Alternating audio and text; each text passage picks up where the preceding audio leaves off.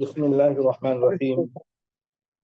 الحمد لله رب العالمين، والصلاة والسلام على رسول الله وعلى جميع أولياء أجمعين. اللهم إنا نسألك الخير كله فواتحه وخواتمه ما علمنا منه وما لم نعلم، ونعوذ بك من شر كله فواتحه وخواتمه ما علمنا منه وما لم نعلم.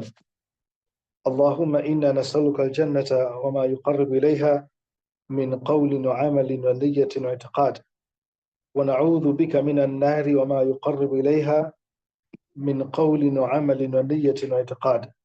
اللهم إنا نسألك من خير ما سألك منه عبدك ورسولك محمد صلى الله عليه وسلم، ونعوذ بك من شر ما استعاذك منه عبدك ورسولك محمد صلى الله عليه وسلم، وأنت المستعان وعليك البلاغ، ولا حول ولا قوة إلا بالله العلي العظيم. اللهم أخرجنا من ظلمات الوهم وأكرمنا بنور الفهم، وحسن أخلاقنا بالحلم، وافتح علينا بمعرفة العلم، وسهل لنا أبواب فضلك، وانشر علينا من خزائن رحمتك يا أرحم الراحمين. سبحان ربك رب العزة عما يصفون، وسلام على المرسلين، والحمد لله رب العالمين. أما بعد، السلام عليكم ورحمة الله وبركاته. Inshallah, maudhui yetu ya leo kama ambavyo imejieleza katika matangazo ni kuhusu vipaumbele kwa mujibu au kwa mwangaza wa Qur'ani na Sunna.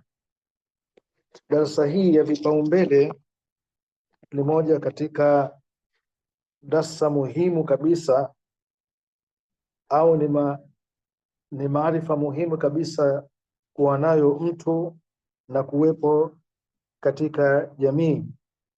Ni maudhui ambayo kwa kukosekana kwake kumepatikana upungufu mkubwa katika maisha ya Waislamu na katika jamii ya Waislamu. Darasa hii vile vile umuhimu wake ni kwamba inalazimisha kwamba kuweko na kipimo vya kiakili vya kuweza mtu kuyapima mambo na kuweza kujua jambo gani lina uzito zaidi na linastahili kupewa kipaumbele na lipi linatakiwa kucheleweshwa. Naona kwa hivyo kutokana na kutokuwepo maarifa ya darasa hii katika wengi kati ya watu, kumepatikana mgongano baina ya watu wenye kupima mambo. Kwa hivyo wanaonekana watu wanavipa umuhimu vitu ambavyo havina umuhimu, wanavitanguliza vitu ambavyo havikufaa kutangulizwa. Kwa ujumla kunapatikana tofauti kubwa katika kuyapima mambo na kuyaamua mambo, katika kuzipima fikra, kupima matendo au kulitanguliza jambo kabla ya jingine. Yote hayo kunapatikana upungufu na dosari kubwa, na kuna mambo ambayo bila shaka yanastahiki na ni wajibu kutangulizwa, na kuna mambo ambayo yanastahiki na yanapaswa kucheleweshwa, hasa kutokana na hali ilivyo ya kimazingira tulionayo hivi sasa. Na Mwenyezi Mungu Subhanahu wa Ta'ala katika hili, Mwenyezi Mungu Subhanahu wa Ta'ala anatuhadharisha, lazima tuwe waadilifu katika kuyapanga mambo, lipi tulioanze, lipi tulicheleweshe, tuwe waadilifu. Na tunatakiwa, tumepewa amri muhimu kabisa, ikiwapo kama kutakuwa na jambo la kuharakishwa na sisi tukalichelewesha, basi jambo hilo linaweza likapelekea hasara kubwa kwa jamii, na jambo hilo linaweza likapelekea hasara kubwa katika maisha yetu ya akhira huko tunakokwenda. Tukiangalia leo katika ulimwengu wa Kiislamu mathalan, tunaona kwamba kuna baadhi ya Waislamu wako katika shida, wako katika matatizo, wako katika vita, wanapambana, wanauliwa watoto wao, wanauliwa wao wenyewe na wake zao, wanatolewa katika ardhi yao. Lakini ukiangalia ulimwengu wa Kiislamu, wengi wao jambo hili hawakulipa kipaumbele, hawakulipa nafasi, lakini badala yake wanashughulikia mambo mengine yaliyokuwa hayana umuhimu, lakini wanaliacha jambo hili muhimu kubwa linaharibika. Kwa hivyo usidhani kwamba kwa tukio kama hili, kwa hivyo Waislamu au hawa waliokuwa wamedharau kulishughulikia swala hili ambalo lina umuhimu, usidhani kwamba Mwenyezi Mungu atawaacha bure bure, asiwaadhibu kwa hili. Wanakiona kibla cha kwanza cha Waislamu, Baitul Maqdis, kilivyokuwa kimetawaliwa na wasiokuwa Waislamu, na wanakizuilia kwa Waislamu, hawapati kufanya ibada zao sehemu ile, na wao wala hawashughuliki wala hawajali, ukadhani kwamba Mwenyezi Mungu Subhanahu wa Ta'ala atawaachia kwa kitendo chao hicho. Mwenyezi Mungu Subhanahu wa Ta'ala anatuhadharisha katika kauli yake aliposema baada a'udhu billahi minash shaitani rajim, anasema was-samai rafa'aha wa wada'a al-mizan alla tatghaw fi al-mizan wa aqimu al-wazna bilqisti wa la tukhsiru al-mizan. Yani Mwenyezi Mungu Subhanahu wa Ta'ala anasema was-samaa rafa'aha, na mbingu ameinyanyua, wa wada'a al-mizan, na vile vile ameweka mizan, yani kipimo cha kuweza kupima, alla tatghaw fil mizan, kwamba watu wasivuke mpaka katika mizan. Naona wapime vitu kwa uadilifu kabisa, wasivuke mpaka. Wa aqimul wazna, nasimamisheni vipimo, bilqisti wala tukhsiru almizan, yani kwa uadilifu wala msipunguze vipimo. Aya ukiitizama inazungumzia kuhusu vipimo. Mtu anaweza akachukulia maana ya vipimo halisi, watu wanavyopimiana bidhaa zao katika maduka, majumbani, inaweza ikachukuliwa maana hiyo, lakini hapa vile vile maana nyingine ni kwamba tunatakiwa tupime fikra, tupime matendo, tupime maamuzi, tena tupime kwa uadilifu bila ya kupunguza uzito wa jambo katika kulisimamia au kulifuatilia. Kwa hivyo tunatakiwa tusivuke mpaka katika kupima haya mambo, ili tuamue mambo kwa mujibu wa uzito wake, wala tusipunguze, tufanye kwa uadilifu wala tusipunguze uzito wa jambo tukalidharau tukaliacha bila kulishughulikia. Kwa hivyo katika aya hii Mwenyezi Mungu Subhanahu wa Ta'ala ametukataza, na haya yamekuja kwa sababu Uislamu umeyapangilia matendo, umepangilia nidhamu, umepangilia hukumu, umepangilia kila kitu kilichopo katika ulimwengu, umepangilia katika mezani, katika vipimo na vidhibiti. Mwenyezi Mungu Subhanahu wa Ta'ala kupitia Uislamu amejalia kila kitu kina uzito wake, kina umuhimu wake, na amali zote na matendo yote na nidhamu zote, naona, na pamoja na hukumu zote, katika ukiziangalia uzito wake, haziko katika daraja moja, katika uzito sawa, bali zinatofautiana, tena tofauti kubwa kabisa baina ya mambo baadhi yake na baadhi ya mengine. Tukiangalia katika Qur'an, Mwenyezi Mungu Subhanahu wa Ta'ala ameyaeleza mambo mbalimbali kwamba yana tofauti, hayako katika uzito sawa. Mwenyezi Mungu Subhanahu wa Ta'ala anasema katika aya ifuatayo, baada a'udhu billahi minash shaitani rajim, aja'altum siqayata al-hajj wa imarata al-masjid al-haram kaman amana billahi wal yawmil akhir wa jahada fi sabilillah la yastawuna 'inda Allah alladhina amanu wa jahadu wa hajaru fi sabilillah bi amwalihim wa anfusihim a'zamu darajatan 'inda Allah. Hakika Mwenyezi Mungu Subhanahu wa Ta'ala asema, je, mnajalia siqayat al-hajj, yani kuwapa vinywaji mahujaji na kuimarisha msikiti mtukufu wa Maka, matendo hayo mnayadhania yatakuwa sawa sawa na kitendo cha kumwamini Mwenyezi Mungu na kuamini siku ya mwisho, na mtu ambaye jahada fi sabilillah, yani amefanya jihad katika njia ya Mwenyezi Mungu, la yastawuna inda Allah, ukweli ni kwamba hawalingani mbele ya Mwenyezi Mungu watu wao. Yani mtu mwenye kuwanywesha mahujaji na mtu mwenye kuimarisha msikiti hawezi kuwa sawasawa na mtu mwenye kumwamini Mwenyezi Mungu Subhanahu wa Ta'ala halafu akafanya jihadi katika njia ya Mwenyezi Mungu, hawawezi kuwa sawasawa. Lazima aliamini Mwenyezi Mungu na kupigana katika njia ya Mwenyezi Mungu atakuwa na daraja kubwa zaidi kuliko yule mwenye kuwalisha mahujaji na kuimarisha msikiti wa Maka.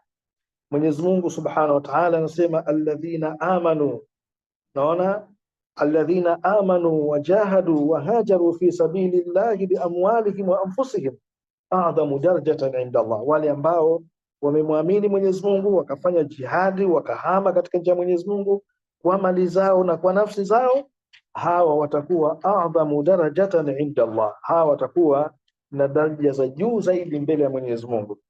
Kwa hivyo kuonyesha kwamba katika haya matendo, pamoja na kwamba yote ni matendo mema, lakini yapo yaliokuwa muhimu zaidi, yalikuwa bora zaidi kuliko haya mengine. Ijapokuwa yote ni mema, lakini yanatofautiana kiuzito.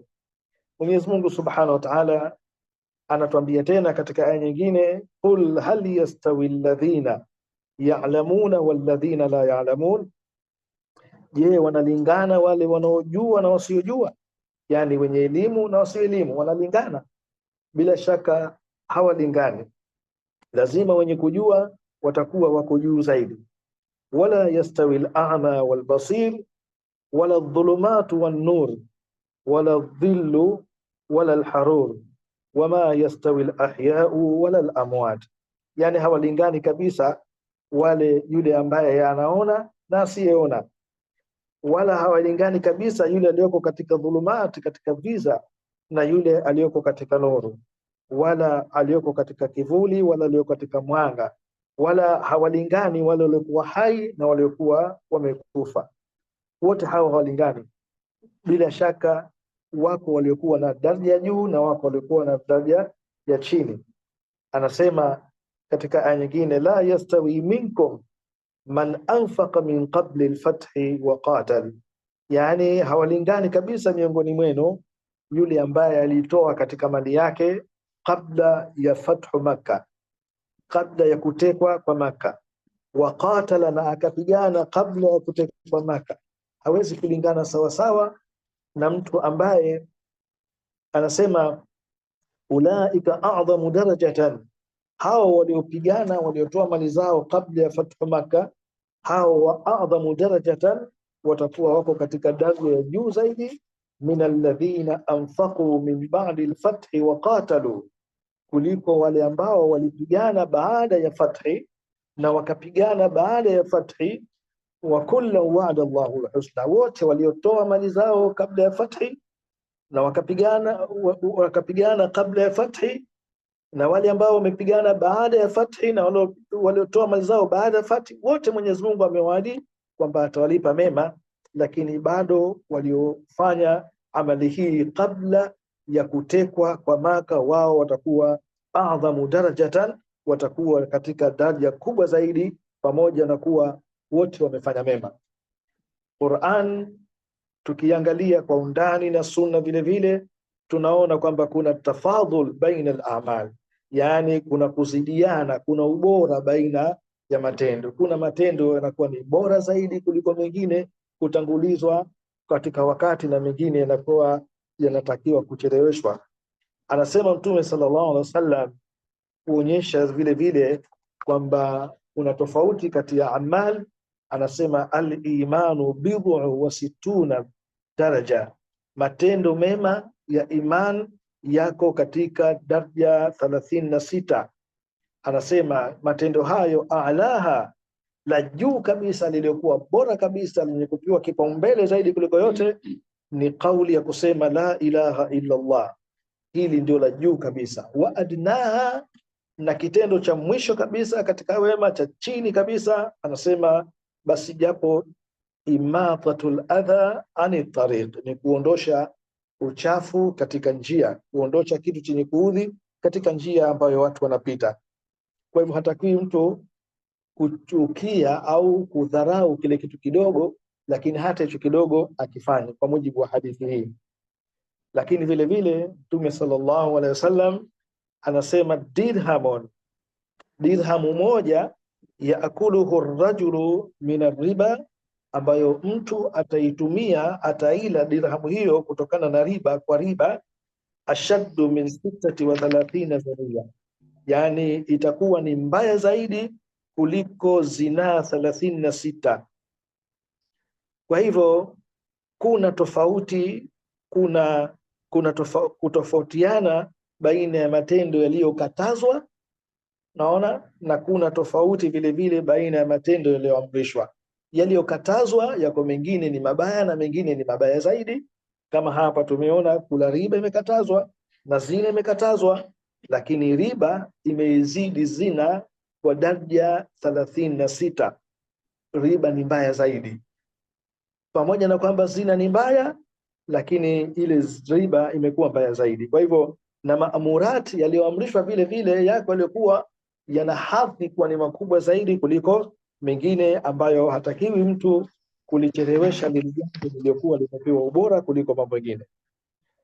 Na katika hatari kubwa na kosa kubwa kabisa ni mtu anasema antusaghara alkabir, naona, watukabbara alsaghir, yani mtu kulichukua jambo dogo akalifanya kubwa, au kubwa akalifanya dogo. Yani kama ni jambo jema kubwa akalifanya jambo dogo kabisa akalidharau, au jema ambalo ni dogo lakini yeye akalitukuza akalifanya kubwa, akaacha kulifanya lile kubwa kwa kulipa umuhimu hili dogo. Akifanya hivyo mtu atakuwa amefanya kosa kubwa ambalo litamfanya aadhibiwe.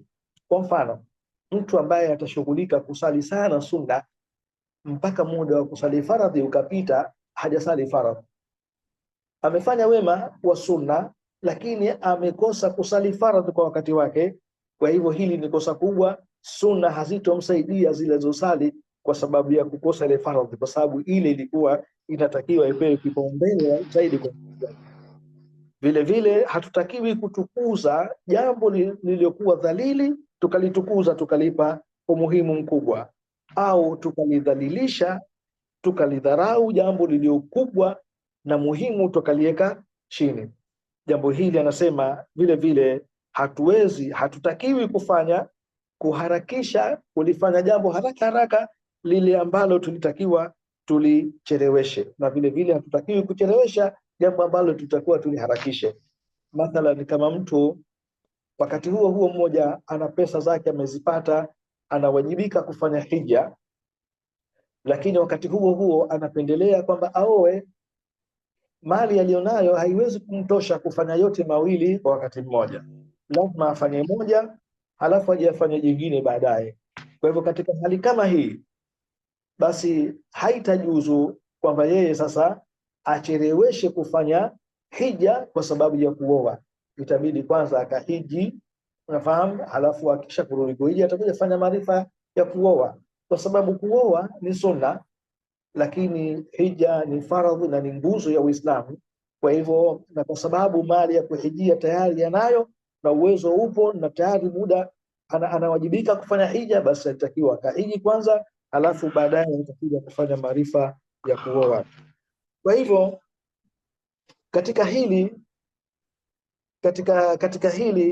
katika mambo kama haya tumeona kwamba kuna kosa kubwa linalofanyika katika umma wa Kiislamu kwa kuto kujua vipaumbele vya kufanya katika wakati walionao, na badala yake wakavipa umbele, wakavipa umuhimu vitu vilivyokuwa havina umuhimu, naona, kutokana na mambo ambayo waliopo nayo.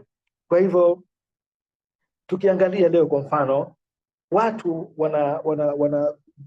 wanayapa mambo, kwa mfano kama mambo yanayohusu riadha, mambo ya michezo, mambo ya sanaa, ya fan, wanakuwa wanayatanguliza, wanayapa umuhimu zaidi kuliko mambo mengine. Kwa mfano tunaona masuala haya, anaweza akatokea tajiri fulani ana mali ya kutosha, wakamjia watu wa michezo wakamuomba, kama tunaomba utusaidie, timu yetu inahitaji msaada kadha, basi akatoa mali nyingi kabisa, akatoa wakati wote kushughulikia jambo lile la timu, pengine ya mchezo au pengine kikundi cha sanaa. Lakini mtu huyo akajiwa na watu wa madrasa, watu wa msikiti wakamlalamikia, tuna msikiti wetu mdogo tunataka tuukuze au kutoshi, tuna madrasa yetu ndogo au hatuna madrasa, tunataka utusaidie. Akawa mzito kusaidia katika jambo hilo, na akatoa pesa ya kuondoa ndoa njiani tu hivi. Kwa hivyo kile cha kukipa umuhimu hakukipa umuhimu, na badala yake akachagua kitu ambacho si cha muhimu akakipa umuhimu zaidi. Haya tunayaona katika jamii zetu, lakini vile vile tunaona vile vile mambo kama haya yanatokezea. Mtu anatokezea mwana michezo fulani maarufu, anatokea msanii fulani maarufu kabisa, anapata umuhimu, anaitwa nyota wa jamii, anapewa umuhimu, anapewa sifa. Watu wanataka wapate nafasi hata ya kupiga picha naye. Watu wengine wanataka wapate nafasi japo ya kutiliwa saini tu katika kitabu chao, kama kitabu changu msanii fulani katia saini, vitu kama hivyo. Wanawapromote na kuwapa hadhi kubwa, wakati faida yao katika dini hamna kitu. Hawana faida yoyote katika dini watu hawa. Tunaangalia ikitokezea kwa mfano msanii amekufa au mchezaji mpira mwanariadha amekufa, unaona jinsi gani watu wanahuzunika, watu wanahama, wanashindwa kula, wengine wanashindwa kufanya lolote lile kwa sababu msanii kafa au kwa sababu mwana michezo amekufa. Lakini wakati huo huo anakufa mwanachuoni mkubwa, anakufa shekhe mkubwa, anakufa Muislamu ambaye anatambulikana ucha Mungu wake. Watu hawana habari wala hawajui kabisa kama kafa mtu, wala hawashughuliki kabisa hawashughuliki. Haya ni mambo ambayo yameathiri akili zetu mpaka tumekuwa hatujui vitu gani vya kuvipa kipaumbele kuliko vitu vingine, na badala yake tunathamini na kuvipa hadhi vitu ambavyo havina thamani katika maisha yetu, katika dini yetu, zaidi ya kutupotezea muda, zaidi ya kutupotezea mali zetu, zaidi ya kutupotezea dini zetu, ya kutupotezea mambo ambayo tumeamrishwa kuyafanya. Badala yake tunashughulikia masuala kama hayo. Kwa hivyo tukiviangalia vitu hivi tunavikuta kwamba vinachukua sehemu kubwa kabisa ya ihtimamu nas, yani watu kuyashughulikia mambo haya. Hili ni tatizo na hii ni dosari ambayo inapatikana katika jamii zetu, inapatikana katika wengi katika watu, na inapatikana pia mpaka katika watu wa dini, mpaka wale watu walioshika dini kabisa pia na wao wameathirika na jambo hili la kukosa mwelekeo wa kuwa na vipaumbele katika maisha yao. Utawakuta watu wanaoambiwa ni maustadhi, utakuta watu wanaoambiwa ni mashekhe, lakini utawakuta wamezama katika mijadala na mizozo ya kushughulikia mambo ambayo ni mukhtalafun fihi, mambo ambayo wanazuoni wamehtilafiana.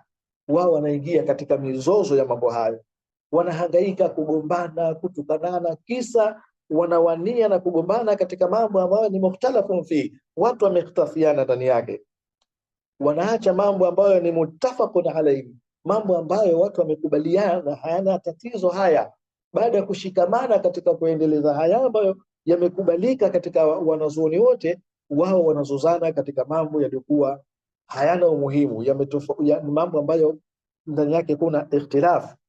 Kwa hivyo katika hali kama hii unawakuta watu saa nyingine wanazozana katika bakora, pengine bakora ya imamu katika hutuba ya Ijumaa, wanazozana ni sunna au si sunna. Wengine utakuta wanazozana katika mpaka kuvaa pete ivaliwe mkono gani, mkono kulia au mkono kushoto. Mzozo mkubwa, wanagombana. Saa je, ivaliwe wapi, ivaliwe huku au ivaliwe huku? Yani vitu kama hivyo, vitu ambavyo athari yake katika Uislamu ni ndogo, wanaacha kushughulikia mambo muhimu kabisa ya kushughulikia. Tunayaona haya katika jamii. Wakati anasema mujadalatu fi hadhihi al-ashya, tukiwa watu hao wenye dini wanapokuwa wamezama katika mijadala ya kushughulikia vitu kama hivi, naona kushughulikia vitu kama hivi inapelekea mambo haya. Anasema taakulul awqat, kwanza wakati mwingi unapotea kushughulikia mambo kama hayo. Jambo kama hili vile vile linapelekea anasema mmongonyoko wa ule umoja na mshikamano walionao Waislamu, naona unawagawa watu, unawafarakanisha watu kwa sababu ya ugomvi uliozuka katika vitu hivyo.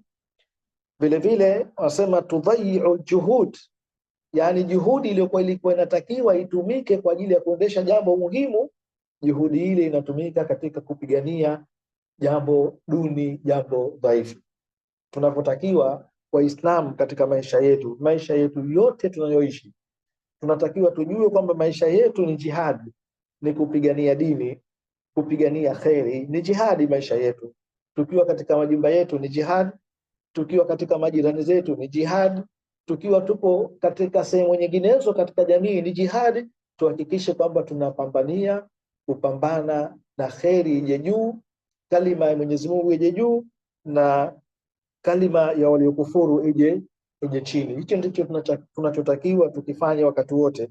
Kwa hivyo ili tuweze kufanya haya ni muhimu sana, ili kuweza kujua al-awlawiyat, yani vipaumbele katika kila tutakapokuwa, tujue kipaumbele cha kuwekwa mbele katika kitu cha kufanyika ni kipi, na kinachofaa kucheleweshwa kwa sasa ni kipi, naona kinachoakhirishwa ni kipi, kinachotangulizwa ni kipi. Lazima haya tuweze kujua ili tuweze kwenda. Bila hivyo basi tunaona kwamba mambo yetu hayendi vizuri, mambo yetu hayafanikiwi, mambo yetu yanaweza yakaleta ugomvi mkubwa baina ya watu kwa sababu ya watu kushughulikia vitu ambavyo havikuwa na umuhimu, tukaacha vile vilivyokuwa na umuhimu. Lidhalik, kutokana na hiyo basi umma huu wa Kiislamu una haja kubwa, una shida kubwa ya kutambua al-awlawiyat, vipaumbele, ya kuwa na uwezo wa kujua na kupima kipi kina umuhimu zaidi kifanyike kwanza na kipi cha kucheleweshwa kifanywe baadaye.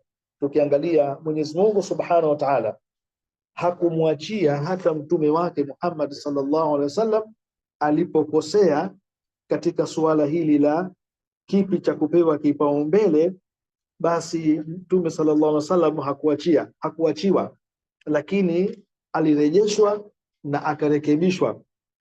Tukiangalia katika suratu Abasa, Mwenyezi Mungu Subhanahu wa Ta'ala anamwambia mtume wake, anatuelezea aliposema abasa wa tawalla an ja'ahu al-a'ma, yani alikunja uso mtume sallallahu alaihi wasallam na akageuza uso wake kwa sababu ya kufanya nini? Ya kujiwa na kipofu, wakati alipokuwa amekazania katika kuwapa mawaidha makafiri, akajiwa na kipofu, akachukia hali ile, akijiona kwamba yuko katika nafasi muhimu zaidi ya kuwalingania wale makafiri kuliko kumjibu huyu ambaye ni kipofu. Mwenyezi Mungu Subhanahu wa Ta'ala akamrekebisha na akamrudisha, akimwambia wama yudrika la'allahu yazakka au yadhakkaru fatanfa'uhu dhikra. Naona kitu gani kilichokujulisha kwamba huyu sasa hivi hakuwa na kitu anachokihitaji cha kuweza kumtakasa au kuweza kunufaishwa na ukumbusho, mpaka ukadharau kumsikiliza, ukaendelea kutaka kuzungumza na hawa makafiri. Kwa hivyo ikiwa mtume sallallahu alaihi wasallam hakuachiwa katika jambo hili ambalo tukiliangalia katika mtazamo unaweza ukaliona kama ni dogo, vipi sisi leo katika maisha yetu tunayoishi, kuna mambo mangapi ambayo yanahitajiwa kupewa umuhimu lakini tukayadharau, tukayapuuza. Matokeo yake yakasababisha hasara kubwa baina ya umma wa Kiislamu, naona, na baina ya mshikamano wa Kiislamu, baadaye yakatudhuru, yakatuharibia kwa sababu tulikosea kulipa umuhimu jambo lilikuwa likitakiwa kupewa umuhimu, tukalichelewesha jambo lilitakiwa lifanywe haraka. Tukiangalia Mtume sallallahu alaihi wasallam kama yeye alivyolelewa na Allah Subhanahu wa Ta'ala katika kukipa kila kitu nafasi yake kwa wakati wake, na yeye Mtume sallallahu alaihi wasallam aliwalea masahaba katika malezi hayo ya kuvipa umbele vitu vilivyokuwa vina umuhimu. Mtume sallallahu alaihi wasallam, imepokewa hadithi ambayo kutoka kwa Muadh bin Jabal, anasema Muadh bin Jabal, ba'athani Rasulullah sallallahu alaihi wasallam ila al-Yaman, mtume alinituma kwenda Yemen. Alipomtuma kwenda Yemen akamwambia, innaka ta'ti qauman min ahli alkitab fad'uhum ila shahadati an la ilaha illa Allah wa anni rasulullah. Mtume sallallahu alaihi wasallam anamtuma Muadh bin Jabal kwenda Yemen, anamwambia utafika huko utawakuta watu katika ahlul kitab wanasara ambao ni watu wapole, watu wa taratibu. Naona fad'uhum ila shahadati Allah. Jambo la kwanza aliwaambia walinganie katika shahada, washuhudie an la ilaha illa Allah wa anni rasulullah, wafundishe shahada kwanza kwamba hapana mola apasaye kuabudiwa kwa haki illa mimi, na kwamba mimi ni mjumbe wa Allah subhanahu wa ta'ala. fa in ata'u lidhalika, kama watatii hilo, watalikubali hilo, fa'alimuhum anna Allah ta'ala iftarada alaihim 5 salawat. Wakikubali shahada, wafundishe kwamba Mwenyezi Mungu subhanahu wa ta'ala amewafaradhishia wao swala 5 kila siku, fi kulli yawmin wa layla, usiku na mchana wasali hizo swala 5. fa inhum ata'u lidhalika, wakitii hilo pia, fa'alimuhum anna Allah iftarada alaihim sadaqatan, wakilitii hilo wafundishe kwamba Mwenyezi Mungu subhanahu wa ta'ala amewafaradhishia wao kutoa sadaka ambayo ni zaka, tuukhadhu min aghniyaihim, ambayo itachukuliwa kutoka kwa matajiri wao, faturaddu ala fuqaraihim, irejeshwe kwa mafakiri wao. fa inhum ata'u lidhalika, ikiwa watatii hilo pia, fa iyyaka wa karaimi amwalihim, basi jiepushe na mali zao zilizokuwa bora, zilizokuwa nzuri. Wattaqi da'wata almadhlumi, na uiogope dua ya mwenye kudhulumiwa. Fa innahu laysa bainaha wa baina Allahi hijab, kwa sababu dua hiyo haina kizuizi baina ya Mwenyezi Mungu subhanahu wa ta'ala, hakuna kizuizi na dua hiyo. Kwa hivyo katika hadithi hii tunaona jinsi gani Mtume sallallahu alaihi wasallam mfumo wake wa mafunzo anavyowafundisha na kuwalea masahaba wake katika vipaumbele, vitu vilivyokuwa muhimu zaidi ndivyo vinavyotangulizwa katika Uislamu. Tunaona kwamba jambo la kwanza alilolipa kipaumbele ni shahada la ilaha illa Allah Muhammadur Rasulullah, lakini baada hapo akamwambia as-sala, na baada hapo ikaja zaka, na baada hapo unaangalia kile kilichokuwa muhimu unakileta kwa mujibu wa mtiririko namna huo.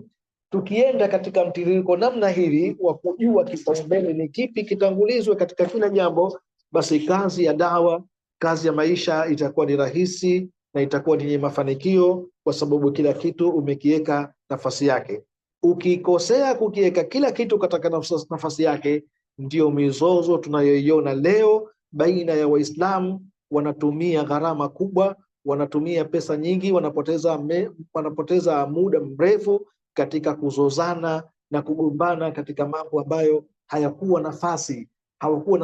na nafasi ya kupewa kipaumbele kiasi hicho, kiasi ambacho tunasema Uislamu unapata hasara kubwa katika masuala haya, kama vile ambavyo tunawaona leo yanafanyika. Inshallah, na kwa kiwango hicho nafikiri tutakuwa tumeelewana. Tutoe nafasi kwa ndugu zetu wengine waweze kuchangia mada hii ambayo ni muhimu sana katika maisha yetu ambayo tunakwenda nayo sasa. Assalamu alaikum wa rahmatullahi wa barakatuh.